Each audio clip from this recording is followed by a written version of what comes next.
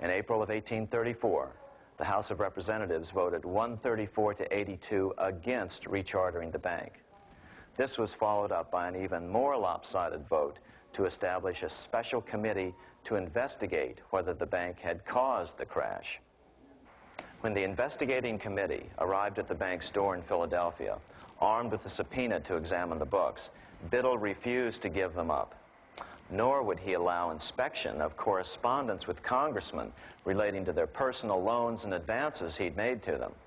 He also refused to testify before the committee back in Washington. On January 8, 1835, Jackson paid off the final installment on the national debt, which had been necessitated by allowing the banks to issue currency for government bonds rather than simply issuing treasury notes without such debt. He was the only president to ever pay off the debt. A few weeks later, on January 30th, 1835, an assassin by the name of Richard Lawrence tried to shoot President Jackson, but by the grace of God, both pistols misfired. Lawrence was later found not guilty by reason of insanity. After his release, he bragged to friends that powerful people in Europe had put him up to the task and promised to protect him if he were caught. The following year, when its charter ran out, the Second Bank of the United States ceased functioning as the nation's central bank. Biddle was later arrested and charged with fraud.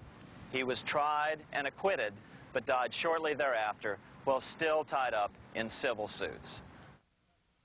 After his second term as president, Jackson retired here to the Hermitage outside of Nashville to live out his life. He is still remembered here for his determination to kill the bank. In fact, he killed it so well that it took the money changers 77 years to undo the damage. When asked what his most important accomplishment had been, Jackson replied, "I killed the bank." Unfortunately, even Jackson failed to grasp the entire picture and its root cause. Although Jackson had killed the central bank, the most insidious weapon of the money changers, fractional reserve banking, remained in use by the numerous state-chartered banks. This fueled economic instability in the years before the Civil War. Still, the central bankers were out, and as a result, America thrived as it expanded westward. During this time, the principal money changers struggled to regain their lost centralized power, but to no avail. Then, finally, they reverted to the old central bankers' formula: war to create debt and dependency. If they couldn't get their central bank any other way, America could be brought to its knees by plunging it into a civil war, just as they had done in 1812 after the first Bank of the United States was not rechartered.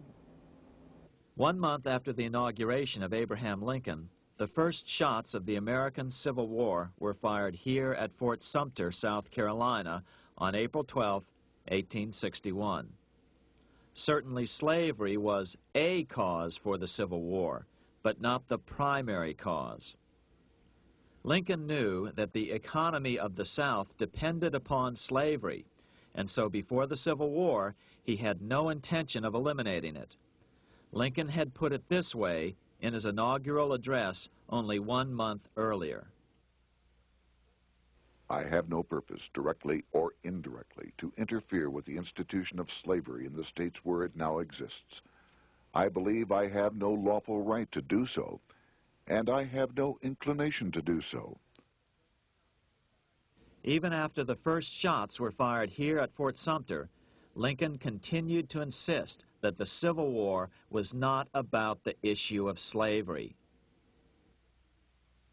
My paramount objective is to save the Union, and it is not either to save or destroy slavery. If I could save the Union without freeing any slave, I would do it. So what was the Civil War all about? There were many factors at play. Northern industrialists had used protective tariffs to prevent the southern states from buying cheaper European goods. Europe retaliated by stopping cotton imports from the South. the southern states were in a double financial bind. They were forced to pay more for most of the necessities of life, while their income from cotton exports plummeted. The South was angry. But there were other factors at work. The money changers were still stung by America's withdrawal from their control 25 years earlier. Since then, America's wildcat economy had made the nation rich, a bad example for the rest of the world. The central bankers now saw an opportunity to split the rich new nation, to divide and conquer by war. Was this just some sort of wild conspiracy theory at the time? Well, let's take a look at what a well-placed observer of the scene had to say at the time. His name was Otto von Bismarck, Chancellor of Germany, the man who united the German states a few years later. The division of the United States into federations of equal force was decided long before the Civil War by the high financial powers of Europe.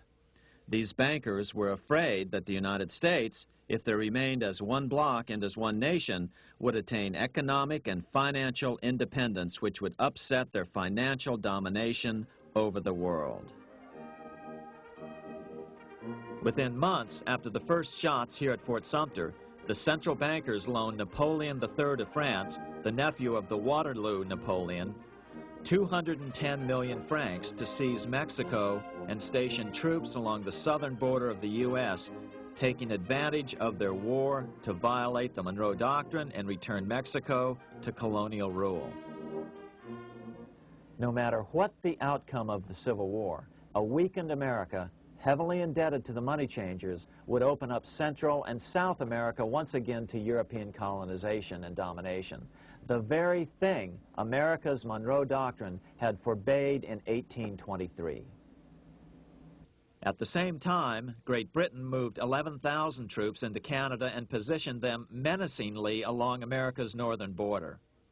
The British fleet went to war alert should their quick intervention be called for. Lincoln knew he was in a double bind. That's why he agonized over the fate of the Union.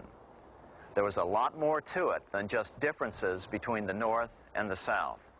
That's why his emphasis was always on union and not merely the defeat of the South. But Lincoln needed money to win.